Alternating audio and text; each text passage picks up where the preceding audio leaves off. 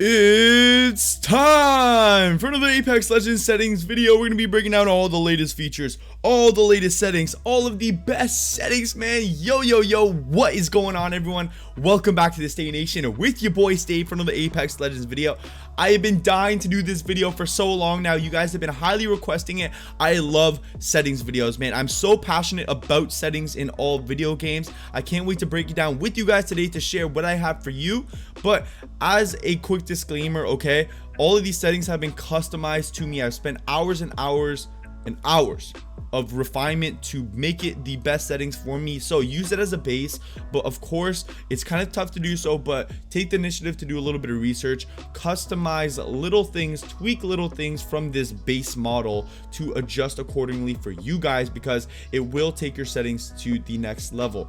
There is no one size fits all. It all depends on how much you've been playing the game, what's most comfortable for you, so make sure you do that, okay? But as always, guys, before we get started, drop a like on the video, subscribe to the channel, join the STAYNATION, man. And a quick announcement also before we get started: we are officially partnered with Control Freaks, the best joystick gaming accessories on all consoles, man, taking your aim to the next level with those elevated joysticks, baby. So make sure you guys freaking subscribe, because we are giving away together 10 season 2 battle passes. You guys are gonna want to make sure you're around to be there when I announced the start of this giveaway, man. Super pumped, super excited for you guys. You guys made this happen, and I'm glad you guys are reaping the benefits. So we're gonna get into it right now. I'm gonna be breaking down through the gameplay, controller, video, and audio settings, everything in detail. I'm gonna be giving you good reason as to why I do everything as well. So without further ado, I'm going to start it up with our interact prompt style. Taking a look at this,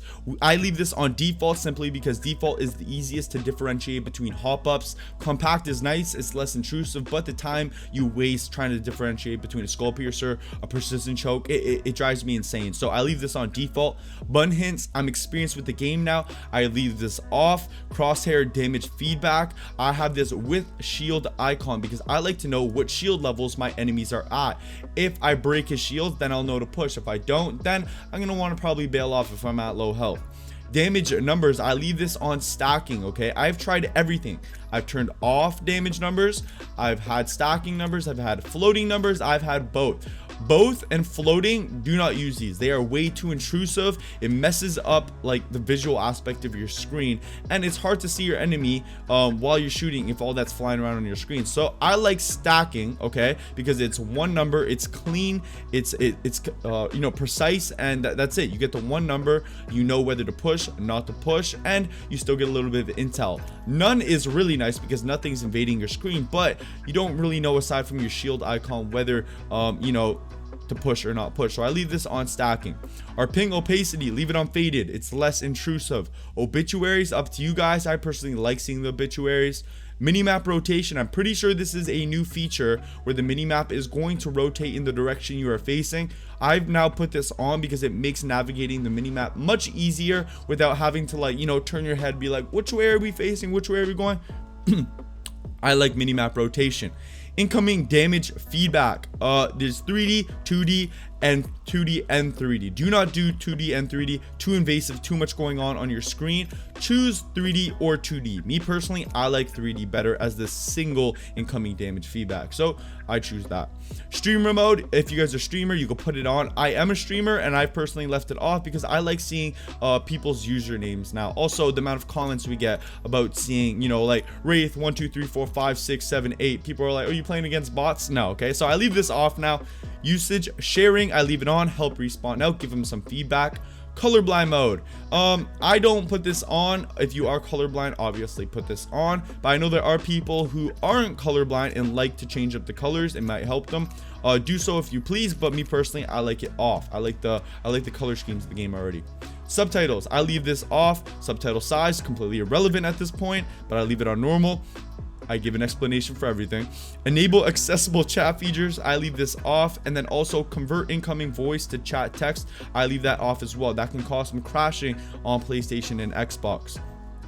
Moving on, we're going to the controller settings. This is what you guys care about. This is what is going to be really exciting, because as you guys all know, in the button layouts here, we have the brand new customized button layout. You can completely customize your button bindings, and you know, it's really exciting. This is truly taking competitive console play to the next level in Apex Legends. This is kind of like when Fortnite started allowing console players to fully customize their controllers. So taking a look at our customized keybinds, basically I've set the jump button to the left stick. Okay, this is going to be revolutionary, guys. Once again, I want to stress that this is to maximize your movement, mobility, and you know, fluidity in Apex Legends on console without having to take your thumbs off the joystick at all. Some of these may be a little bit hard to get used to, but once again, for maximum mobility. Jumping, we're going to be setting this once again to the left stick, so you're going to be able to move around and jump with the same stick. Crouch and slide. Okay, I've changed something in the PlayStation settings because this was not out not too long ago, but basically crouch, you're gonna want to set this to the right stick. Okay, so you're gonna move and jump with the left stick, you're gonna look around, crouch and slide with the right stick right here. Okay, interact, pick up, reload, set this to circle. It's standard circle. Cycle weapon, holster weapon, you're gonna want to keep this at triangle. It's standard once again. Aim down sight L2, shoot or punch R2, and moving it down to tactical ability. This is where things get kind of weird. Okay, your tactical ability, you're going to want to set this to R1. This is normally where your ping feature is, but you want easy accessibility to Pathfinder's grapple. Really not having your tactical ability accessible without taking your thumb off the joystick is going to be really hard to aim it at times. So make sure that's to R1. Your ping, oh my bad guys, your ping feature is now going to be X. Okay, really you're never pinging unless you are you know, stationary. So if you need to ping something on the floor, you need to ping something for a teammate, just use X. Okay, it's a little bit inconvenient, but once again, for the benefits of mobility, it's going to be worth it. Your sprint is now at L1. This is going to take some getting used to, but you need to do that because we've taken up our joysticks with mobility features. So sprinting is set to L1. You also won't tear up your controller's joystick fast now because you know, you spam L1 pretty hard, so that's going to be out of the way. Melee is still at, well, no, sorry, this is once again, I've switched this around. This is going to be your square button. Okay, so crouch is our right stick, melee is going to be our square, use shield kit is going to be our up pad, still extra character action still our down pad, toggle fire mode, equip grenades, all standard stuff here.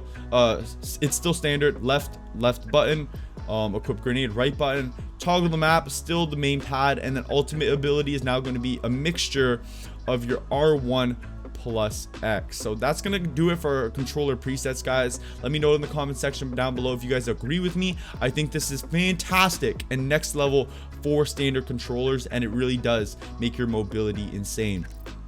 Taking on down to our stick layouts, this is at default. I don't like changing this up.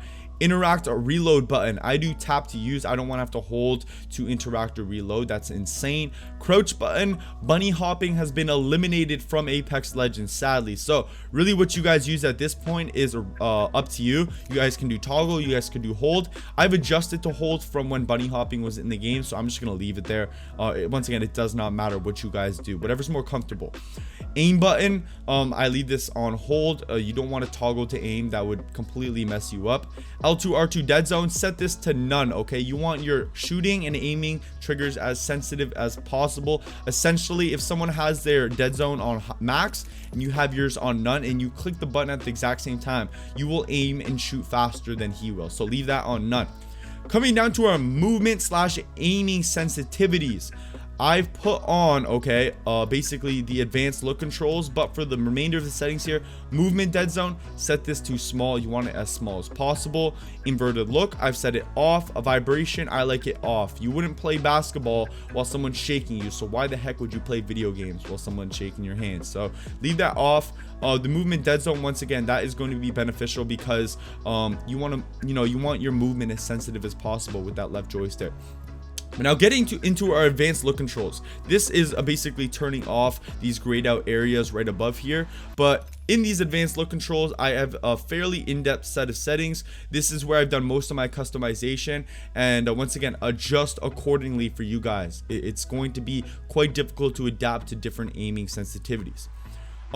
Dead zone, I've set this 5 ticks above the standard wait, is that 5? Wait, 1 2 3, sorry, not 5, it looked like 5 ticks. 1 2 3 ticks above the default dead zone. Okay, I've done this to, you know, basically become more precise with my fine-tuned movements. If you guys can see that blue little circle on the right hand side of the screen, having that little bit of a dead zone doesn't throw my aim off with that little bit of initial movement, which is normally all I would have needed to get back on track with my target. So I leave that dead zone 3 ticks above default. Outer threshold, leave this on 0. Okay, you don't want this, it shrinks your joystick. Response curve, I personally leave this on default. If you guys like other response curves, you can play with that, but me personally, I'm adapted to the most basic one. Target compensation, leave this on. This is your aim assist, your yaw speed and pitch speed. This is essentially your up, down, left, and right sensitivities. Okay, I have set this officially 5 ticks above each of the standard default lines. Okay, so the yaw speed is 5 ticks, but then I've just lined up the pitch speed. That's 10 ticks above the pitch speed's default, but it's in line with the yaw. You're turning extra yaw and you're turning extra pitch. This allows for quicker turnarounds, you know, really fast movements without loss of control. So I've set this to the default turning extra yaw, which is all the way at the top here. Okay, there's a default line there, I don't know if you guys can see it. And the turning extra pitch, there is no default line, but I've set it to the default line. That is what I felt most comfortable with. Now our turning ramp up time, I like this because it essentially just delays the extra pitch and the extra yaw just a little bit. So it basically allows for a little bit of a slowness to the start of your movement to, you know, benefit those fine-tuned aiming movements you need in your aim. But it does really help me out. This is one feature I would not overlook. It has made all the difference in my aim, so make sure you guys have that there. Our turning ramp up delay, leave this off. I do not like delays at all when it comes to these aiming settings. ADS yaw speed, all the rest of our settings for our aim down sights, I've left this on default. I left this on pitch speed, extra yaw, extra pitch, all this stuff I've left on default. And then our ADS turning ramp up time and ramp up delays, I don't like any ramp up time or delays with my aim down sights, so I leave these on 0. These are all fairly low. Okay, I've tried lower, even lower than this. I've tried a little bit higher than this. These default lines for me are what feel the best. I like my aiming sensitivity fairly slow, but once again, try this out, guys. If it doesn't work for you, adjust accordingly off of this base, because for some people my sensitivities may be too fast. So that's it for the advanced look controls, guys. I really do hope these settings have been helping you out so far. This was the meat and potatoes. Okay, so we're gonna finish it up here with our video settings. Our brightness, I crank this all the way to 100. Me personally, it's based on my TV. My brightness is pretty low, so I like it cranked. If your brightness is already pretty good on your monitor, don't do that. Field of view, I've lowered it to 100. It's helped eliminate some crashes on console. If you guys aren't experiencing crashes, I still recommend playing on 100 because 110 is nice, but having the 100 field of view zooms you in a little bit, so seeing targets at range is just a tad bit easier. Our sprint view shake, this was a new feature in the last update. Set this to minimal. It's essentially going to be less intrusive to your screen. When you're sprinting, your screen isn't going to be going like this, it's just going to be going like this now. Very minimal movements. And lastly, our audio settings, everyone. Master volume 100, sound effects volume, I leave this at 100.